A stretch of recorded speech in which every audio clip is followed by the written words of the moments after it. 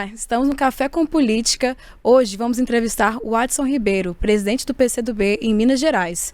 Do meu lado, o meu colega de bancada, Leonardo Augusto. Obrigado pelo convite. E obrigado pela participação, Adson. Eu que agradeço e deixo também um cumprimento a todos os ouvintes do Café com Política. Obrigada. Bom, primeira pergunta, o senhor é pré-candidato a deputado federal e o PCdoB dentro da Federação Brasil da Esperança, que está com o PT e o PV, tem direito, pelo que o senhor comentou com a gente aqui mais cedo, de ter 2 candidatos a deputado federal. No entanto, esse ano optaram por ter só um. Por quê? Não, na verdade, a Federação Brasil da Esperança, composta pelo PCdoB, o PT e o PV, como todo partido, tem direito a 54 candidatos. E nessa distribuição interna, o PCdoB tem direito a 2 candidaturas. E como a legislação exige, nós teremos a candidatura de um homem e de uma mulher, respeitando a questão de gênero. Então terá a minha candidatura, agora pré-candidatura a deputado federal, e nós também estamos em fase de escolhermos uma mulher também para, juntamente comigo, representar o PCdoB nessas eleições para deputado federal. Já para deputado estadual, nós teremos 6 candidaturas de 4 homens e de 2 mulheres. Agora, como é que funciona isso, presidente? Por que a gente... vocês poderiam lançar um número maior de candidato? Na verdade, existe... no caso para federal? Na verdade, a legislação não entra nisso, né? Na verdade, é um entendimento interno na federação que o número de candidatos e candidatas de cada partido é baseado nas eleições anteriores, né?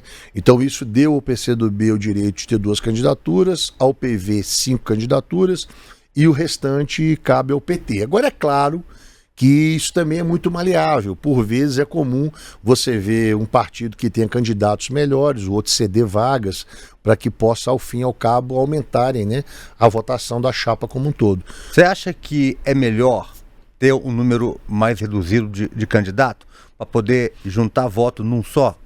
Olha, eu acho que o grande problema do Brasil foi o fim das coligações, né?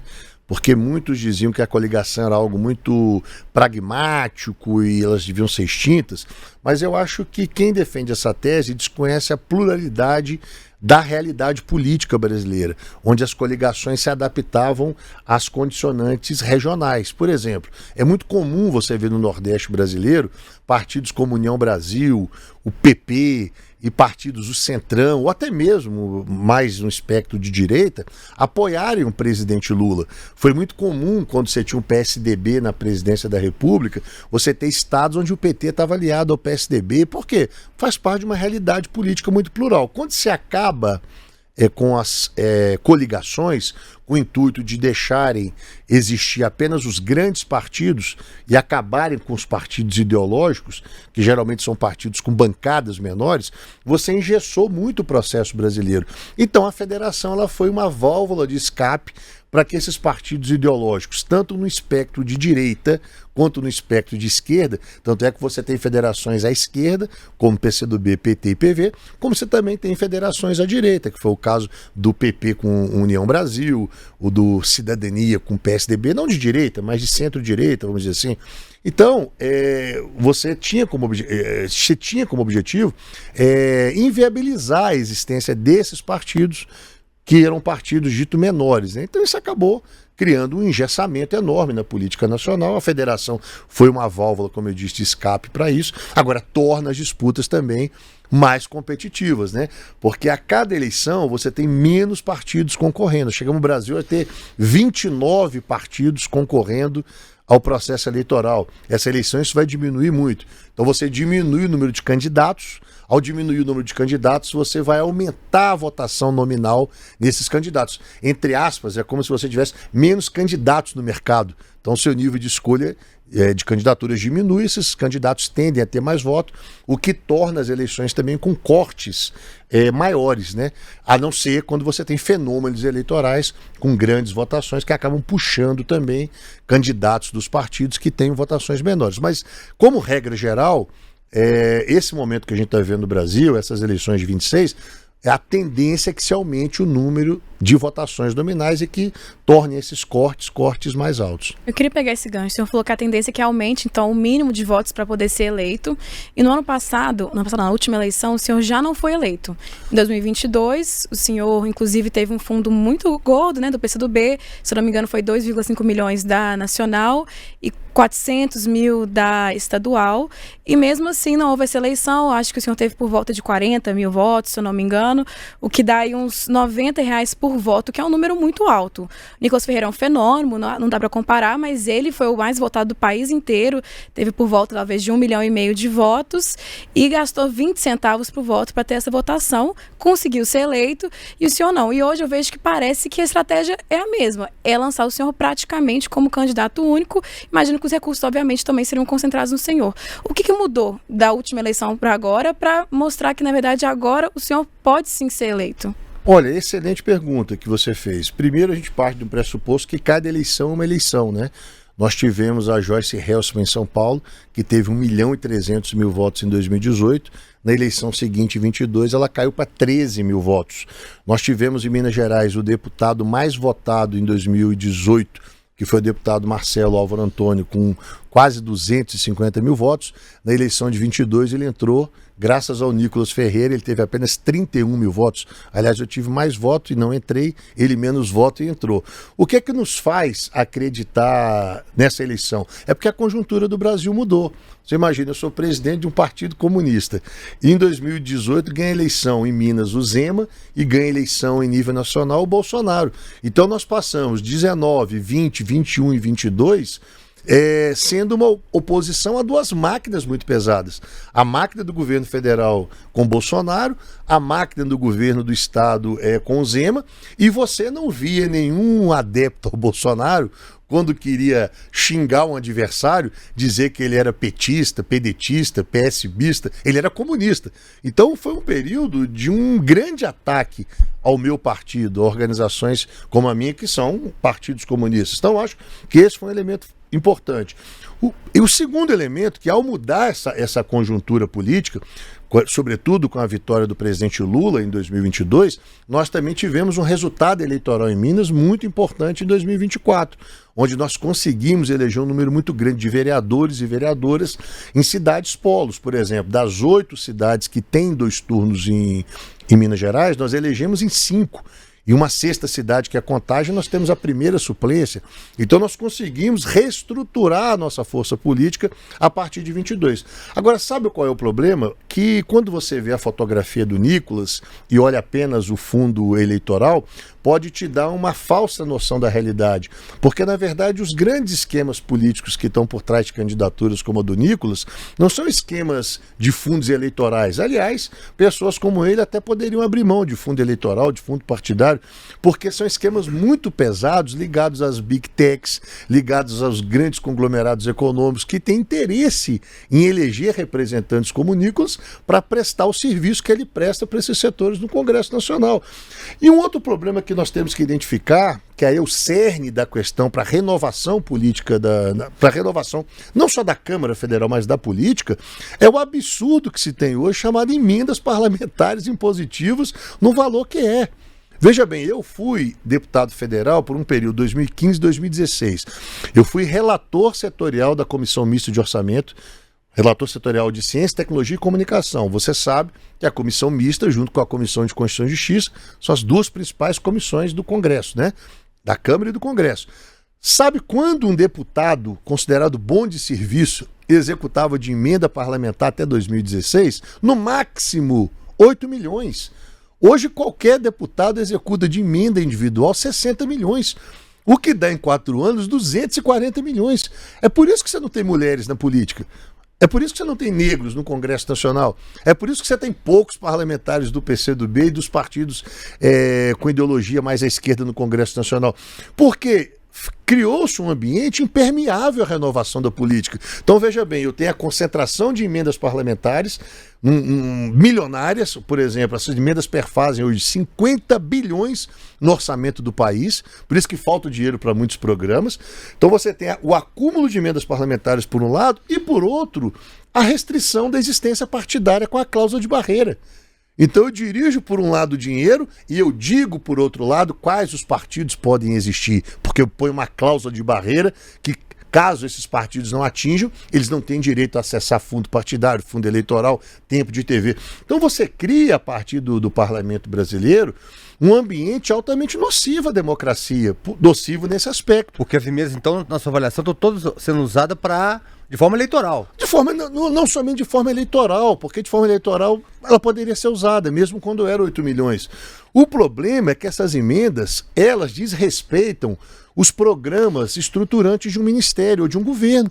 Por exemplo, quando você tira o dinheiro de quem foi eleito para o executivo, que foi o presidente Lula, e montou o seu ministério para executar políticas, para criar programas, se eu tiro esse dinheiro do governo federal e jogo esse dinheiro na mão do Congresso Nacional, isso é uma má utilização do dinheiro público. Sem contar que quando isso estourar, você estará diante de um maior esquema de corrupção que o Brasil já viu. Porque são emendas sem nenhuma transparência. Hoje um deputado ele chega numa cidade pequena de 5, 10 mil habitantes, como ele precisa ter voto, ele precisa naquela cidade ter 100, 200 votos, ele coloca ali 1 milhão. Agora ele não sabe se aquela cidade está precisando de dinheiro, é para saúde, é para agricultura, para cultura, para educação, é para o esporte. Não interessa, ele coloca o dinheiro lá para ter voto. Então essa é a má utilização do dinheiro público. Um dinheiro que já é escasso para construir políticas no Brasil, ele é mal executado porque ele não respeita nenhum programa. Muitas vezes o que a gente tem visto é isso, é show, com grandes cantores, festa, é a política do pão e circo, eu faço grandes festas nos municípios. Essa que é a utilização. Mas a emenda não tem que ter o destino dela? Destino, e claramente o destino é esse. Tanto para a saúde quanto para um show agropecuário. O problema é que se discute a qualidade do gasto desse dinheiro. Por que o Temer fez? O Temer, como deu um golpe na Dilma, ele precisava ter maioria no Congresso Nacional. Então ele terceirizou o orçamento brasileiro para o Congresso Nacional. Falou, não quero saber disso, eu quero apoio de vocês para governar. Quando chega Bolsonaro, isso é radicalizado mais ainda, que o Bolsonaro falou, não quero saber disso, toca isso aqui, eu preciso ter apoio do Congresso Nacional. Eu quero fazer uma política aqui como presidente, que é o que a gente assistiu. Uma coisa ideologizada, de Venezuela, de isso, daquilo, estapafúrdias, e vocês tocam o país aqui. O Congresso, sabiamente, se apoderou disso. Então, como ele se apoderou disso, aquela história, o gênio saiu da lâmpada. Como é que você faz o gênio voltar para dentro da lâmpada? Hoje é esse Congresso que vai disputar a eleição comigo sem mandato. Só que com cada deputado que eu vou disputar a eleição, incluindo os 10 eleitos da minha federação, eles executaram nos últimos 4 anos 240 milhões de reais. Lhe pergunto, você acha que é democrático o processo eleitoral brasileiro? Ele não é democrático, porque ele está baseado no poder econômico. Esse é o problema central que a gente vive para renovar a política, entendeu? O senhor fala de renovação da política e, obviamente, ter mais deputados, por exemplo, do PCdoB seria uma renovação política. Não só isso. Mas e dentro do PCdoB, ter uma renovação no próprio partido?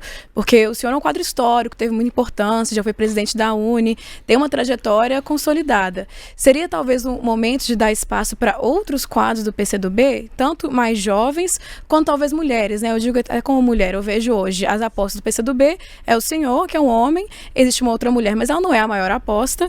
E também tem o Celício Introcel, que já é deputado, e o Edmar Branco, que é vereador, então vai para estadual. Óbvio, são quadros que são necessários. Se ele já é vereador, ele tem chance de ter uma votação. Mas ainda sinto essa falta, né, de ver quadro de mulheres que realmente têm aposta, não está cumprindo só a lei. E tem outra questão também, é um partido que tem juventude, né? Porque essa juventude não está indo nas urnas, pelo menos em Minas Gerais, eu não conheço o quadro nacional. Não seria um momento de dar espaço para essa juventude? Não, mas você está completamente enganada. O PCdoB é um partido que tem mais mulheres, não só compondo o nosso partido, não na direção. Qual partido você conhece hoje que tem uma mulher presidindo nacionalmente o partido? Eu digo quadro em Minas, eleitoral. Não, no Brasil, uma mulher que preside um partido é a Luciana Santos, mulher negra, nordestina. Aliás, a nossa indicação para ser ministra de Estado. O PCdoB tem 11 deputados federais, a maioria mulheres. Qual partido tem a maioria de mulheres deputados na Câmara dos Deputados? Em Minas Gerais, nós elegemos uma figura como a nossa vereadora de Pouso Alegre, a Lívia, mais votada na cidade, com 20 e poucos anos. Mulheres como a Mônica em Varginha, vereadora. Então, eu digo assim, não existe partido hoje com nível de espaço concreto, não apenas para compor. Espaço que eu falo é espaço de direção política. Eu estou falando para você que deputadas federais, presidente nacional do partido. Aqui em Minas Gerais, Por quase 30 anos, quem presidiu o nosso partido foi a mulher, foi a ex-deputada João Moraes. Ou seja, então nós temos muito clara a renovação. Agora eu tenho 49 anos. O meu problema é que eu comecei muito novo na vida política. E eu com 30 anos, eu fui secretário executivo do Ministério do Esporte, que é vice-ministro do esporte. Eu fui presidente da UNE com 22 anos. Agora, eu nunca fui eleito deputado federal. Nós somos uma renovação, não porque eu tenho 49 anos. Geracional seria alguém de 20, de 21, de 22. A renovação é porque nós nunca ganhamos uma eleição. Por quê? Porque se eu quisesse apenas ganhar uma eleição, eu poderia escolher qualquer outro partido, me filiar a ele. Isso talvez fosse muito palatável, talvez eu já tivesse como amigos da minha geração, que foram comigo da UNE, do Movimento Estudantil, que estão hoje no seu 4º mandato, 5º mandato, 6º mandato. Eu respeito, mas eu nunca quis apenas ganhar um mandato, porque para mim não teria sentido. Para mim tem sentido em exercer um mandato com a ideologia, com os princípios e que a política que o PCdoB tem. Porque eu não acredito que o parlamento, pelo parlamento, em que pese ter aprovado a Câmara o fim da escala 6-1, que foi uma grande vitória, uma boa demonstração à sociedade brasileira, né? Face a uma série de coisas absurdas que a Câmara tem aprovado, só que eu sempre optei por ser do PCdoB. Isso que eu acho que é uma coisa moderna. Isso é uma coisa de vanguarda. A coisa de vanguarda não é você ficar pulando de partido. Ou seja, eu me filiei no PCdoB, eu tenho 49 anos, eu me filiei no PCdoB com 17 anos. Porque eu acho que a gente tem que, na política, respeitar ideologias, sabe? Respeitar programas. Eu não respeito muito essas pessoas que a cada janela eleitoral fica pulando de partido. Agora, deixa eu escolher qual que é melhor para eleger e vou para ele. Se a pessoa não tem compromisso partidário, com programa, com estatuto, com projeto, você imagina qual o compromisso que ela vai ter na Câmara dos Deputados. Hoje eu estou aqui porque é mais conveniente para mim, amanhã eu estou ali. Eu respeito as pessoas que fazem isso. Mas eu não dediquei a minha vida como militante social. Eu não deixei de fazer o que eu deixei de fazer na minha vida se eu quisesse apenas ser deputado federal, pelo amor de Deus. Eu acredito numa mudança mais profunda da sociedade brasileira. Nesse tempo todo que você tem de partido, presidente, te incomoda o fato do PCdoB estar sempre ali a reboque do PT? Por exemplo, até na cláusula de barreira agora foi o PT que ajudou a aliviar essa pressão em cima do partido, né? O PCdoB está sempre... Você acha que já era o momento dele estar um pouco mais independente do PT? Mas a nossa independência não dá apenas pelo aspecto de você estar coligado ou não. A independência se dá pelo seu programa, pelos seus princípios. Olha só, nós fizemos uma federação com o PT no momento que nós achamos que o Brasil estava sob ataque, um sério ataque. Que foi o ataque, não é da direita ou da esquerda, porque eu defendo, por exemplo, a alternância democrática. Eu acho que era bom o momento em que o Brasil teve o Fernando Henrique presidente pelo PSDB, depois o Lula ganhou pelo PT e nós estamos dentro da democracia. O problema é que quando o Bolsonaro assume o poder, ele introduz no Brasil uma coisa nova. Uma coisa, quase um fascismo se instala no Brasil. O Bolsonaro não é um adversário político de direita e esquerda. A concepção dele é que ele deveria exterminar os seus adversários, minorias, aquela coisa raivosa de colocar o Brasil totalmente submetido aos interesses dos Estados Unidos, de achar que a pessoa tem que andar com arma na cintura para resolver seus problemas, de achar que o problema do Brasil é o nordestino, de achar que tem que matar mulheres homossexuais. Ou seja, não é um problema de fazer a escola deixar de ser laica e tornar a escola religiosa para a religião deles, não respeitando o pluralismo religioso, o Estado laico. Então, nós estávamos diante dessa ameaça. Então, eu acho que o PCdoB fez certíssimo ali. Nós tínhamos que... Aliás, eu acho errado quem não se unificou também com isso. Eu queria uma federação mais ampla. Como o PSOL, por exemplo? O PSOL, Rede, PSB, PDT. Agora, sabe qual é o problema? Tem gente que na política que só gosta de ir na boa, entendeu? Se o PT está em crise, eu saio do PT e monto outro partido, entendeu? Ah, mas se tem uma crise ali, tudo bem, mas eu respeito, mas são concepções individuais. Eu só consigo analisar o coletivo, eu consigo analisar um projeto de país, não a minha carreira enquanto deputado. Então tem pessoas que fazem isso. Ou seja, se o PT está numa situação difícil, com problemas reais, ao invés de eu fortalecer o campo da esquerda, eu bato no PT porque eu vou ter dividendos com isso. Eu acho que isso é um certo oportunismo. O PCdoB não faz isso. A história do PCdoB é uma história muito sólida, né? Passou por muita coisa para fazer um tipo de ação como essa. Então nós achamos que ali era importante, tanto é que foi correto que nós elegemos novamente o presidente Lula, né? Ou seja, se nós tivéssemos perdido a eleição em 2022, sabe-se lá onde o Brasil estaria hoje, né? Acho que numa situação de muito mais dificuldade. O senhor faz uma certa crítica, né, a políticos, candidatos, filiados que estão no partido, depois mudam para outro, etc. Sim. E reforçou aqui a importância de ser fiel ao programa do partido. Eu acho que isso é muito válido, mas ao mesmo tempo, será que o programa do partido também tem que se renovar ao longo do tempo para poder acompanhar as mudanças? Eu pergunto isso porque algumas semanas atrás chegou para mim o algoritmo do Instagram mostrando uma postagem da ex-candidata a vereadora Sofia Amaral, pelo PCdoB. Eu lembro que era uma das apostas, eu acreditava, inclusive, que poderia ser uma das pessoas eleitas. Sim. Acabou que ela teve uma boa votação, mas acabou não sendo eleita. E um bom recurso também, era bom você analisar. Você pesquisou quando eu tive de fundo, depois você pesquisa quanto ela teve de fundo eleitoral. O senhor lembra? Não, é melhor você pesquisar enquanto jornalista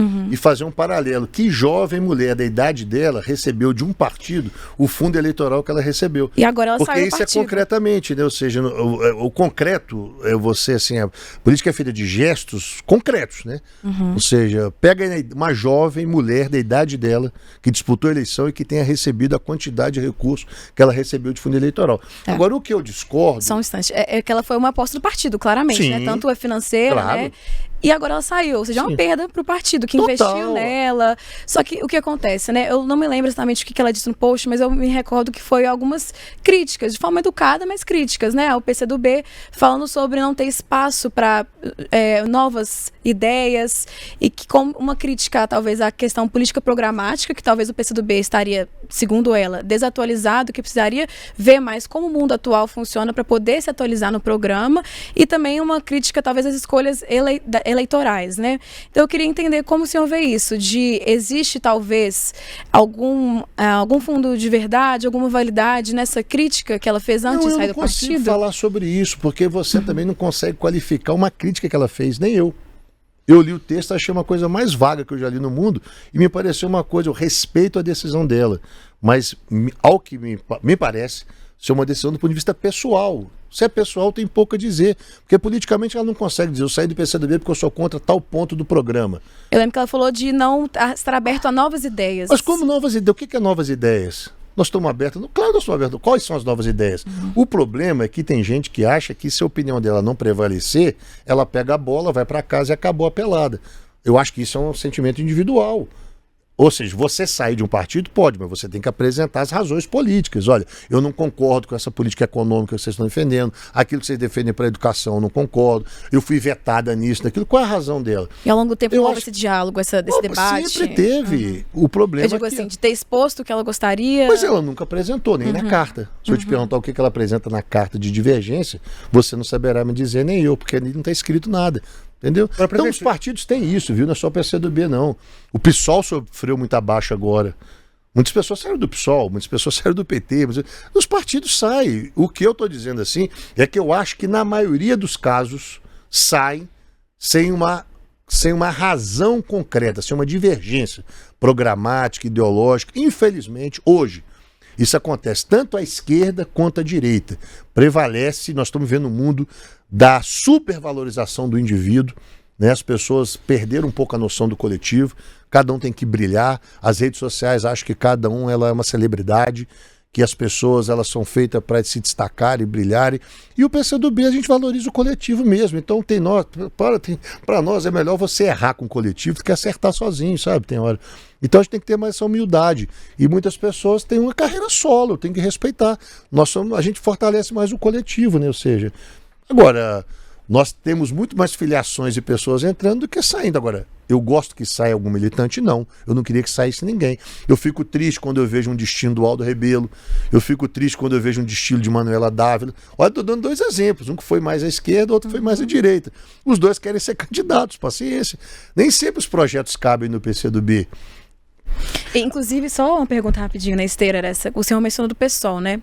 Eu acho interessante esse caso, porque o PSOL não está na federação. Hoje em dia, em Minas, talvez ele se destaque um pouquinho mais do que o PCdoB, com uma identidade própria, eu diria assim. Inclusive, é um partido com muitas pautas, chamadas pautas identitárias, né? A questão das pessoas negras, mulheres, trans, LGBTQIA+. Eles se destacam nisso. Sim. O PCdoB... não tanto, não é o que a gente pensa sobre o PCdoB. Como é que o PCdoB, eu queria entender, como partido de esquerda, ele vê essas pautas femininas? É porque eu acho que isso é uma... Eu acho que essas pautas, elas são pautas importantes. Agora, o problema é que a gente está vivendo uma sociedade do espetáculo. E é mais palatável, tem mais likes, tem mais curtidas, eu falar de temas que são abraçados mais pelo senso comum do que eu falar de questões mais concretas e profundas. Por exemplo? Se eu disser para você aqui agora que todos nós defendemos o meio ambiente, ninguém é contra. Que todos nós somos a favor de uma mineração sustentável, ninguém é contra. Somos contra uma mineração que devaste tudo. Que nós somos contra a violência contra populações e minorias, ninguém é contra. O difícil é quando você vai dizer que nós somos contra o déficit nominal. Porque isso é que faz o Brasil não ter dinheiro para investir na educação, por desgramado ganhar um salário miserável, por ter essa violência que nós temos. Isso não pode falar, porque você ataca a Faria Lima. Isso aqui não tem repercussão. Então, se eu falo de coisas... O PCdoB nós defendemos, sabe o quê? Nós não somos uma esquerda tilelê. Nós somos uma esquerda que defendemos um novo ciclo de desenvolvimento nacional. Se nós não fortalecermos a indústria nacional a partir de ciência e tecnologia, a partir de investimento, se nós não utilizarmos os materiais, os minerais terras raras, para a gente dar um salto, começar a ter uma indústria nacional de semicondutores, de bateria elétrica, se a gente não der um salto industrial para o Brasil destravar suas amarras para o crescimento, nós sempre seremos um país dependente. Eu só queria então nós... o que é tilelê? Tilelê é uma esquerda meio festiva, né? Ela acha que a esquerda, eu não posso tratar isso. Por exemplo, eu não vou citar para ser deselegante, mas esses partidos de esquerda que você citou, provavelmente eles são contra explorar petróleo na foz da Amazônia. Nós somos a favor. Não de forma... Você acha que nós somos a favor que nós queremos depredar o meio ambiente, acabar? Não. Porque nós enxergamos que isso faz parte e é importante para o desenvolvimento nacional.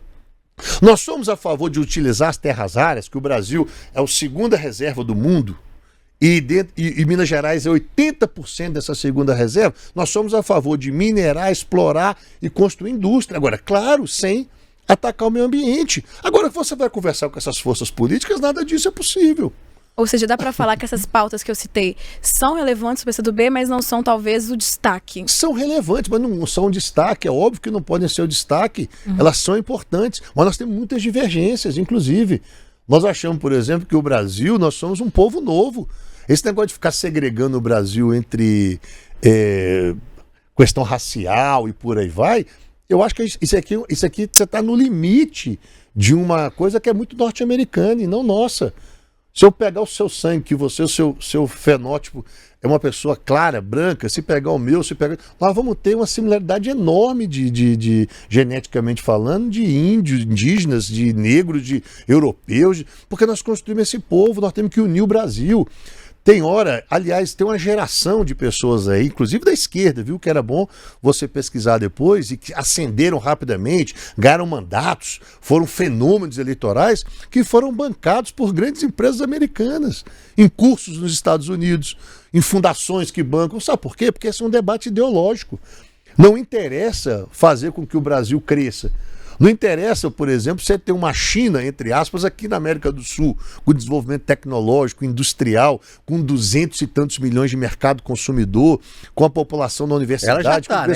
Ela já está. E eles não querem aqui, porque na geopolítica norte-americana, a América do Sul é deles, eles precisam controlar. Por isso eles invadiram a Venezuela, por isso manter a gente... Opa, tem que controlar esse território. Então nós somos uma esquerda, envolvidas com a soberania nacional, com desenvolvimento nacional.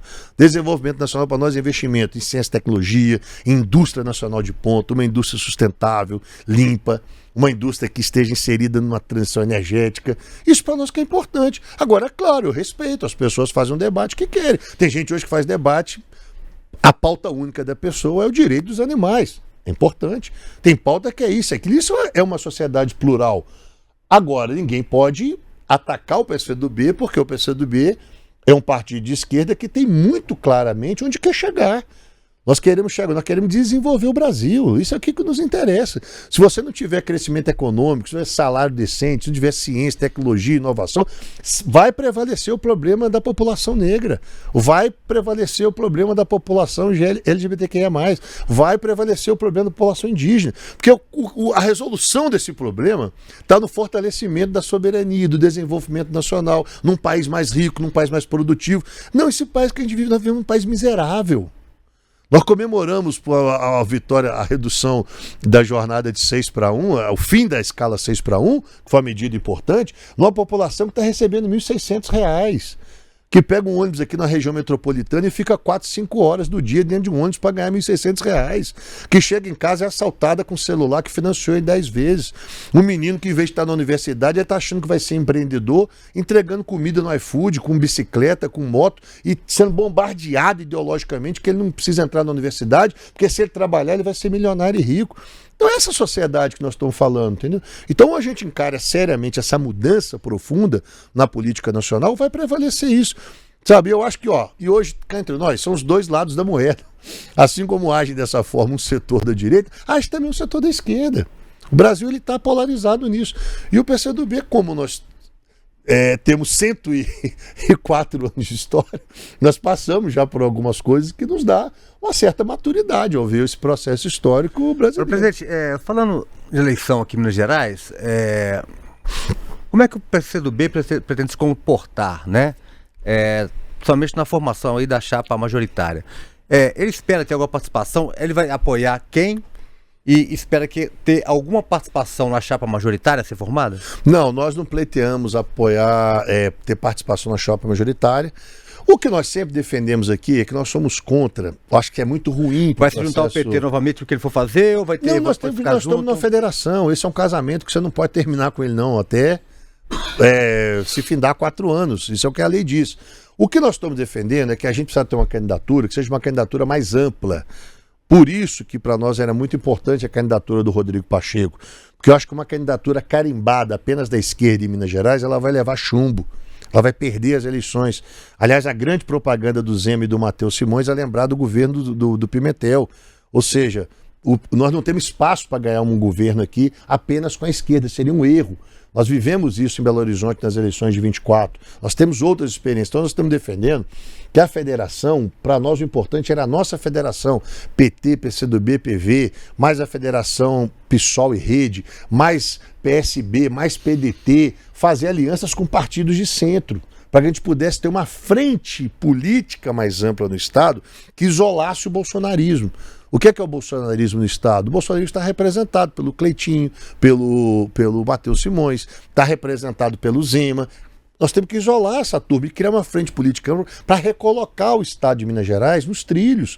Minas Gerais vive uma dívida pública como nunca viveu.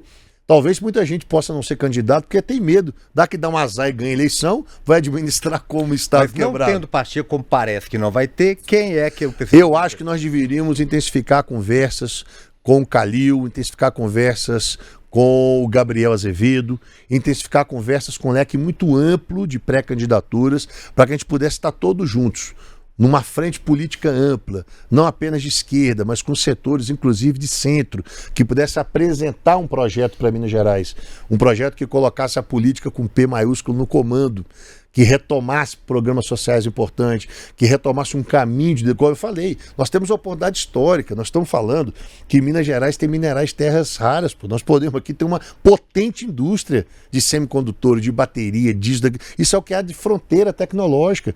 Nós vamos ficar exportando o resto da vida minério de ferro, banana, café, isso que é nosso... commodity, sem nenhum valor agregado, sem mirar o futuro. Agora, como é que você faz isso? Com essa representação que nós temos em Brasília? Claro que não. Nós temos uma das piores representações do Senado que nós tivemos em Brasília. Nós temos um governador que ele passou 8 anos totalmente fora da política nacional, envergonhando nós mineiros com coisas caricatas publicadas nas redes sociais dele. Então a gente precisa unir um campo político, porque a situação de Minas é muito grave. Eu ando muito em Minas Gerais. E eu falo para você, não tem um local no estado que tem uma obra estruturante do governo. Se eu te perguntar onde está fazendo uma obra com dinheiro do governo, onde você tem um programa social para criança, para jovem, para terceiro, aonde isso acontece? E para o Senado, quem são os nomes do partido? O partido hoje apoia uma candidatura colocada, que é a candidatura da ex-prefeita de Contagem, a Marília. Não temos ainda um segundo nome a apoiar. O segundo nome que o PT apoiar, a federação, então o PCdoB também vai apoiar. Por exemplo, a Aura Carolina, ela é uma possibilidade que é posta Seria, acho que é uma pessoa fantástica, gosto muito dela, uma jovem, mulher, inteligente, poderia ser um bom nome. Como podem surgir outros também nesse decorrer de percurso, né? Mas a Marília, nós já estamos com ela, a gente acredita muito nela. O PCdoB participou do governo dela e continua participando do governo do prefeito Ricardo.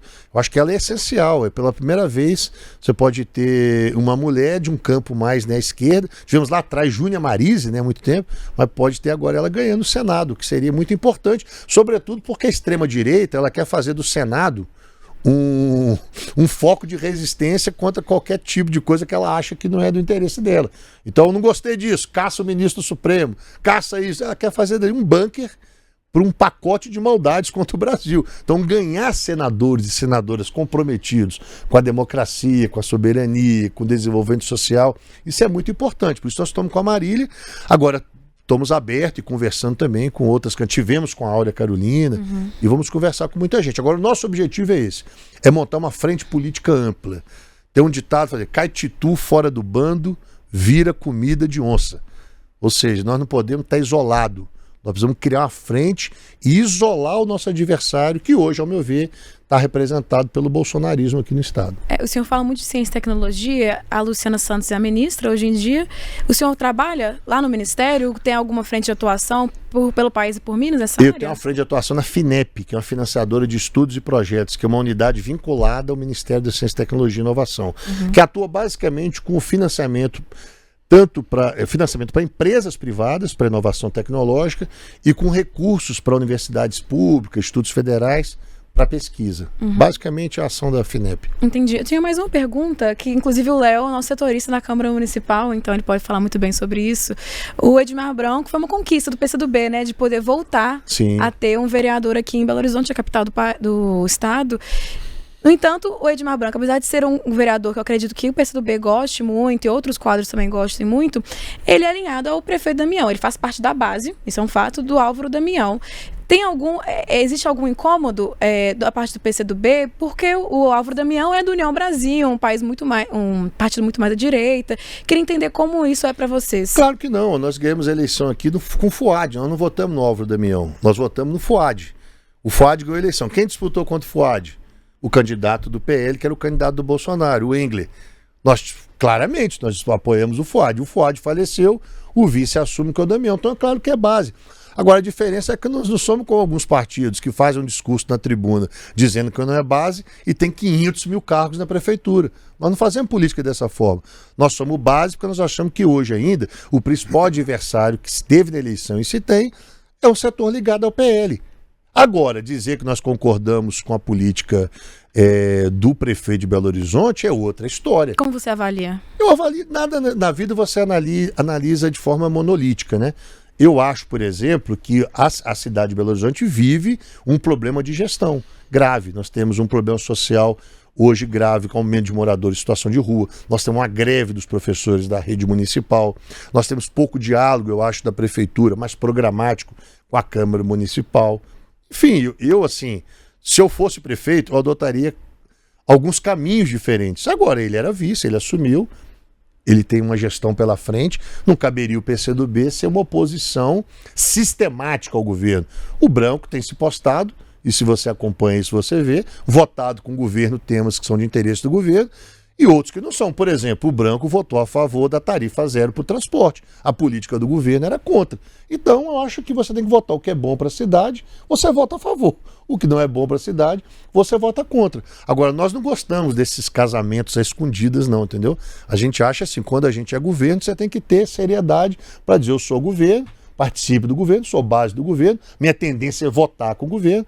Agora, se eu achar que tem um ponto ou outro que não está de acordo com os princípios partidários, com os princípios do mandato, é preciso votar contra. Então eu acho que o Branco, essa excelente surpresa, é uma liderança política, né, de uma região muito carente também de Belo Horizonte, que é a região Nordeste, e nós ficamos muito felizes, porque furar essa bolha não é fácil, né? A Câmara é família não sei o quê, esquema de não sei o quê, aquilo parece que é fechado e não entra. Então um partido como o PCdoB furar essa bolha, eleger um vereador popular como Branco, aumentou a votação estando no PCdoB, para nós foi motivo de alegria, né? Bom, É isso. agradeço pela participação do senhor aqui com a gente. Espero Eu que agradeço. esteja em mais momentos conosco. Esse foi mais um Café com Política. Nos acompanhe pelo YouTube de O Tempo, também no nosso portal e nas redes sociais.